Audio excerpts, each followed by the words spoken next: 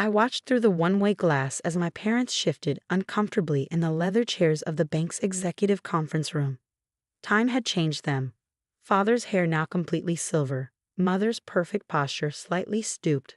But their air of entitled superiority remained intact even as they prepared to beg for financial salvation. The Chen family's request for a $50 million emergency loan. Thomas, my CFO, reviewed the file in front of me. Their real estate empire is on the verge of collapse.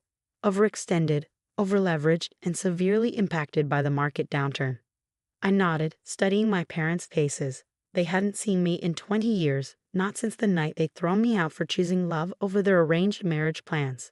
My name is Victoria Chen, and 2 decades ago, I was the perfect daughter of one of San Francisco's wealthiest families. Then I fell in love with James Walker, a brilliant software engineer from a working-class background.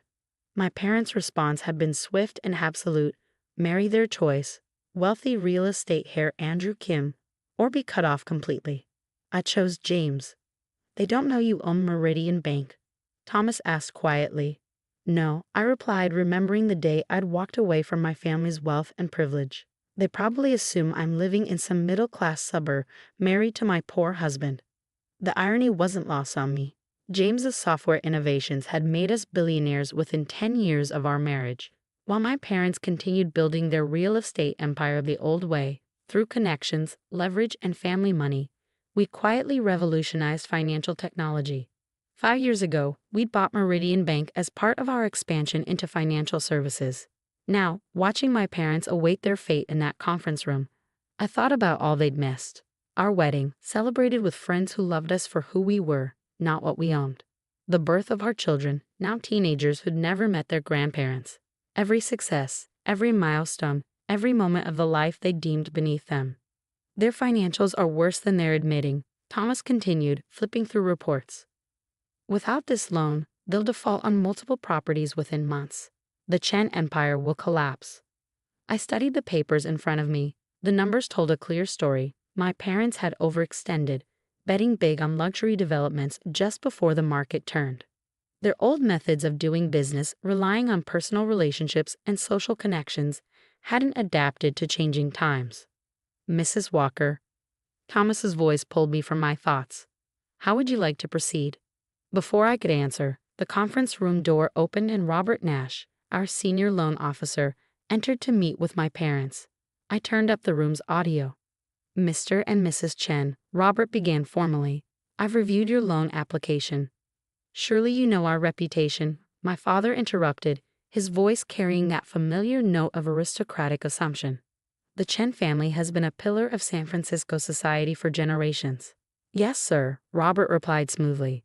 However, in today's market, reputation alone isn't sufficient security for a loan of this magnitude. My mother's back stiffened. We have collateral. Properties, assets. All heavily leveraged, Robert countered. Your debt-to-equity ratio is concerning and your recent projects have significantly underperformed projections. This is merely a temporary setback, my father insisted. The market will turn. When? Robert asked simply. Your nearest loan payment is due in 6 weeks. Without this financing, you'll default on at least 3 major properties. The silence that followed was heavy. I watched my parents exchange glances, decades of certainty in their own superiority crumbling in real time. Perhaps, Robert continued carefully, you have other resources, family members who could assist. My mother's face tightened. Our only daughter is no longer part of the family. Ah, yes. Robert consulted his notes with practiced casualness. Victoria Chen, now Victoria Walker. Quite successful in technology and banking, I believe. Her company's market cap recently exceeded $20 billion. I had to admire Robert's technique as he let that information sink in. My parents' expressions shifted from dismissal to shock as they processed the reality of their disowned daughter's wealth. Victoria, my father's voice cracked slightly. That's impossible. She married that engineer. James Walker, Robert supplied, the founder of Walker Tech. Their financial software revolutionized banking infrastructure. Surely you've heard of them. My mother's hand trembled as she reached for her water glass. We haven't had contact. For 20 years, Robert finished. since you disowned her for marrying beneath her social class. Though given current circumstances, one might question whose choice proved more financially astute. I almost smiled at the subtle dig. Robert was playing his role perfectly, letting my parents face the full impact of their past decisions. The loan, my father tried to redirect, his voice less certain now. Surely our assets are insufficient, Robert stated flatly. Without additional security or a guarantor, I cannot recommend approval. The weight of those words settled over the room. 20 years of certainty in their own superiority, their own rightness, crashing down in a single meeting. What? My mother's voice was barely audible. What are our options? Robert closed his folder deliberately. You could approach your daughter. Her resources could easily secure this loan. Though given your history, no, my father's pride surfaced briefly. We cannot. Cannot what? Robert's voice sharpened slightly. Cannot admit you were wrong? Cannot acknowledge that the daughter you rejected for marrying beneath her station has achieved more wealth and success than you imagined possible? My parents sat in stunned silence. In their world, bankers didn't speak to them this way. But their world was crumbling, and with it, all the old certainties. I'll leave you to consider your options, Robert stood. Though I should mention, you're not the only one seeking financing for distressed properties in this market. These opportunities don't last long. After he left, I watched my parents sit in silence, 2 decades of choices and consequences hanging heavy between them. Victoria, my mother finally whispered. All this time. We should go, my father stood abruptly. There must be other banks, other options. There aren't, I said softly to the one-way glass. I've made sure of that. Thomas looked at me questioningly. Your instructions? I thought about the night I'd left, carrying a single suitcase, walking away from wealth and privilege toward an uncertain future with the man I loved. I thought about James's quiet confidence as we built something together, something real. And I thought about our children, raised to value character over class, innovation over inheritance. Let them stew for a few days, I decided. Let them face the reality of their situation. Then have Robert call them back for another meeting. And if they reach out to you directly? I smiled, remembering all the ignored letters over the years, the attempts to maintain their control through silence and rejection. They won't, I said certainly. Their pride won't let them. At least, not yet. As I watched them gather their things, my mother's hands shaking slightly as she picked up her designer handbag, my father's shoulders bent under the weight of impending failure, I felt no satisfaction, only a quiet certainty that sometimes life has a way of bringing things full circle. They walked out of the conference room, stepping into their waiting car, less luxurious than in years past, I noted, likely heading back to their mansion to regroup, to plan, to avoid facing the inevitable. But I knew what they did. Their options had already run out. Every major bank in the city was either owned by us or partnered with us. Every potential investor had been quietly warned away. The empire they'd built on social status and old money was about to collapse, leaving them with only one possible salvation: the daughter they'd rejected for daring to choose her own path. Thomas gathered the papers, pausing at the door. The next meeting? 3 days, I decided. Let's see how they handle the wait. As I stood to leave, I caught my reflection in the glass. Successful, confident, self-made. Everything they'd feared I'd never be without their guidance and control. Oh, and Thomas, I added, make sure Robert mentions that Meridian Bank recently came under new ownership. Let them start wondering exactly who they're dealing with. 3 days stretched into 5 as my parents explored every possible alternative to facing their situation. Through our extensive network, I tracked their increasingly desperate attempts to secure financing elsewhere. Each inquiry met with polite but firm rejections. They've started selling assets, Thomas reported, setting a folder on my desk. Their vacation home in Aspen, 3 luxury cars, your mother's jewelry collection. I picked up the folder, studying recent photos of my childhood home. The perfectly manicured gardens looked slightly overgrown now, the grand facade showing signs of deferred maintenance. And the company? I asked, though I already knew the answer. Share price is falling. Contractors are demanding upfront payments. 3 major projects are at risk of complete shutdown. The Chen family empire, built over 3 generations, was crumbling in real time. And still my parents resisted the obvious solution. Then came the call we'd been waiting for. They've requested another meeting, Robert announced. but with one condition. They want to meet the bank's owner. I closed my eyes briefly, 20 years of memories washing over me. Set it up. Tomorrow, 10 a.m. That evening, I told James about the meeting. He listened quietly as he always did, his brilliant engineer's mind processing the implications. "Are you sure about this?" he asked finally. "We could buy their properties through intermediaries, save their company without revealing yourself." I shook my head. "No, they need to understand exactly how wrong they were. About you, about me, about everything they thought they knew about worth and value." He pulled me close, and I breathed in the familiar scent of the man they deemed unworthy of their daughter. "Whatever you decide," he said softly, "I'm with you, just like always." The next morning, I dressed carefully, not in the designer labels my mother had insisted were essential to our social status, but in a perfectly tailored suit that spoke of confidence rather than wealth, success on my own terms. I'd arrived early, watching through the one-way glass as my parents were escorted into the conference room. They looked tired, the strain of impending financial ruin evident in their postures. "Mrs. Walker." Thomas appeared at my side. "They're ready." I took a deep breath. Let's finish this. The moment I walked into the conference room, time seemed to stop. My mother's hand flew to her throat, her face draining of color. My father half rose from his chair, sinking back as recognition hit him fully. "Victoria," my mother whispered. "Hello, Mother." "Father." I took my seat at the head of the table, noting how their eyes tracked my every movement.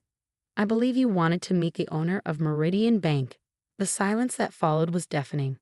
20 years of rejection, of pretending I didn't exist, shattered by the reality of their current situation. "You," my father's voice cracked. "You own the bank." Among other things, I kept my tone professional. "Walker Tech, my husband's company, you remember James, the unsuitable engineer, has grown significantly since you last saw us." All this time, my mother's perfectly maintained facade cracked slightly. "You've been successful?" "Yes." I opened their loan application. Unlike Chen Developments, which appears to be on the verge of collapse, my father's pride made one last attempt. "We don't need." "Yes, you do," I cut him off. "You need $50 million immediately to avoid default. Another $100 million within 6 months to stabilize your projects. Without it, 3 generations of the Chen family legacy disappears." They sat in stunned silence as I laid out their situation with brutal precision. "How?" My mother's voice trembled. "How did you build all this?" I gestured to our surroundings. "Without your connections, your social circle, your arranged marriages, by understanding that true worth isn't about who you know or where you come from. It's about innovation, adaptation, seeing the future instead of clinging to the past." "Victoria," my father leaned forward. "Whatever happened, we're still family." "Are we?" I met his gaze steadily. 20 years ago, family meant controlling who I could love. It meant choosing status over happiness. It meant turning your back on your only daughter because she saw value in something beyond your narrow definition of worth. "We were trying to protect you," my mother whispered. "No," I corrected quietly. "You were trying to control me." "There's a difference." I pulled out another folder, photos of my life they'd missed. My wedding to James, the birth of our children, holidays, celebrations, moments of joy shared with people who loved us for who we were, not what we owned. "Your grandchildren," I said, watching their faces as they stared at images of teenagers they'd never met. "Emma's starting college next year. MIT, early admission. Michael's already developing his own software. They've never known their grandparents, never understood why their mother's family chose pride over love." Tears rolled down my mother's face as she touched the photos. My father's hands trembled slightly. "The loan application," I continued professionally. "I'll be direct. No other bank will help you. We made sure of that. Your only option is Meridian Bank, is me." "What?" My father swallowed hard. "What are your terms?" I placed a document on the table. Full disclosure of all assets and liabilities. Complete restructuring of management. You'll step down. Professional executives will be appointed. And I pause, letting the moment stretch. "And," my mother prompted, "and you'll both attend Sunday dinner at my house. Every week, you'll get to know your grandchildren, not as heirs to a fortune, but as the remarkable people they are. You'll see the life you rejected, understand the happiness you dismissed as beneath you. They stared at me, decades of pride warring with desperation. If we refuse, my father asked quietly, then Chen Developments fails. Your empire collapses, and you spend your retirement wondering if your social status was worth the family you lost. The silence that followed was heavy with 20 years of choices and consequences. When? My mother's voice wavered. When is dinner? Sunday at 6. I stood gathering my papers. Don't be late. Emma's making her grandmother's dumplings. The ones you taught me before status became more important than family. As I walked to the door, my father called out, Victoria, we were wrong. I turned back, seeing for the first time not the powerful parents who'd shaped my childhood, but two elderly people facing the consequences of their choices. Yes, I said softly. You were. The question is, are you ready to make it right? The following Sunday, at exactly 6 o'clock, a car pulled up to our house. Not their usual luxury vehicle, but a modest sedan. I watched through the window as my parents approached the door, clutching a bottle of wine and looking more uncertain than I'd ever seen them. Emma opened the door, the granddaughter they'd never met welcoming them with her father's warm smile and her mother's strength. You must be my grandparents, she said simply. Come in. Dinner's almost ready. As they stepped into the home I'd built with the man they'd rejected, I saw them take in the success their narrow vision hadn't been able to imagine, not in designer labels or imported furniture, but in the patents framed on the walls, the prototypes of James's innovations, the awards for contributions to technology and finance. Welcome, James stepped forward, the unsuitable engineer now a respected innovator. We've been waiting a long time for this. And as we sat down to dinner, 3 generations at one table for the first time, I watched my parents begin to understand what they'd really lost 20 years ago. Not status or social position, but the chance to be part of something genuine, something built on love and innovation rather than privilege and pride. It wasn't forgiveness. Not yet. That would take time, effort, and genuine change on their part. But it was a beginning. A chance to rebuild not just their company, but something far more valuable. A family connection based on who we were, not what we owned. The Chen Empire might have crumbled, but from its ruins, something more authentic could grow. If they were willing to learn, to change, to see value beyond their old definitions of worth. As Emma served her dumplings, perfect replicas of her grandmother's recipe, learned from my memories rather than direct teaching, I saw tears in my mother's eyes. Perhaps she was finally understanding that true legacy isn't about money or status. It's about the connections we build, the love we share, and the courage to choose what's real over what's expected. The future would be different from anything they'd imagined, but maybe, just maybe, it would be better than the life they tried to force me into all those years ago. Because sometimes the best revenge isn't about making others suffer, it's about showing them exactly what they lost by being unable to see beyond their own prejudices.